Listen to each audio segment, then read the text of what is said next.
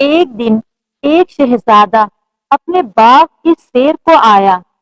اس باغ میں ایک ندی بھی بہتی تھی جس کی لہروں کی آواز سے یوں لگتا تھا جیسے وہ گنگنا رہی ہو۔ باغ میں بڑے بڑے درخت تھے جن کی سائے کی وجہ سے ہمیشہ وہاں ٹھنڈک رہتی تھی۔ بہت ہی نرم ملائم گھاس تھی، ایسا لگتا تھا جیسے پورے باغ میں سبز قالین بچھا ہو۔ اس گھاس میں انتہائی خوبصورت پھول بھی اگے ہوئے تھے۔ شہزادہ ندی کے قریب دم بخود کھڑا ہو گیا اور پھر اونچی آواز میں کہنے لگا، اے پیارے درختوں، پھولوں اور بہتے ہوئے پانی، تم سب میرے لیے کچھ نہ کچھ کرتے رہتے ہو، لیکن آج میری درخواست مانو اور مجھے بتاؤ کہ تم میرے لیے کیا کرتے ہو۔ اے بوڑھے برگد، پہلے تم بتاؤ میرے لیے کیا کرتے ہو۔ شہزادے کی درخواست سن کر بوڑھے برکت سے خوشی سے بھرپور آواز آئی، شہزادہ عالم، میں سارا دن دھوپ اور گرمی میں یہاں کھڑا رہتا ہوں اور اپنی شاخیں بچھائے رکھتا ہوں۔ دوپہر کے بعد بھیڑ اور بکریاں اور گھوڑے آتے ہیں اور میرے سائے میں آرام کرتے ہیں۔ یہ میرا کام ہے جو میں سارا دن آپ کے لیے کرتا ہوں۔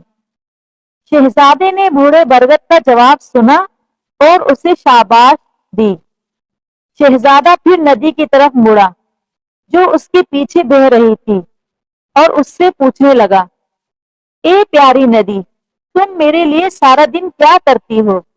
ندی نے گنگناتے ہوئے جواب دیا، پیارے شہزادے، میں سارا دن گنگناتے ہوئے اس باغ سے گزرتی ہوں۔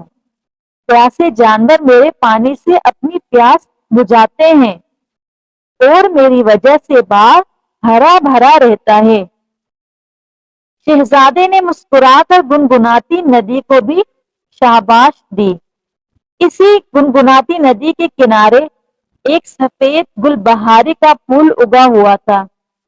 گل بہاری نے جب شہزادے کے سوال اور بوڑھے برگد اور گنگناتی ندی کے جواب سنے تو اپنے آپ سے کہنے لگا، کاش شہزادہ مجھ سے یہ سوال نہ ہی کرے کہ میں اس کے لیے کیا کرتا ہوں۔ میں تو کچھ بھی نہیں کرتا۔ لیکن اسی وقت شہزادے کی نظر گل بہاری کے پھول پر پڑی۔ اس نے پھول سے پوچھا، اے پیارے گل بہاری، تم میرے لیے کیا کرتے ہو؟ گھبرائے ہوئے پھول نے سر جھکا لیا۔ وہ سوچنے لگا کہ شہزادے کو کیا جواب دے۔ وہ بہت چھوٹا سا پھول تھا۔ پھر شرماتے ہوئے اس نے اپنا چہرہ اٹھایا اور اپنی پیاری آواز میں کہنے لگا، شہزادہ عالم، میں کوشش کرتا ہوں کہ آپ مجھے دیکھ کر خوش ہوتے رہیں۔ میں بہت ننھا سا پھول ہوں، اس لیے کوشش کرتا ہوں کہ میں سب سے بہترین پھول بنوں۔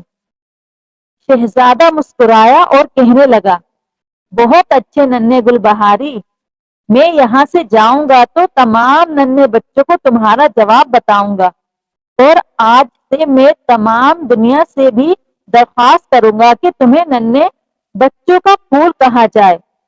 ننھے گل بہاری کا رنگ شرمانے سے گلابی ہو گیا۔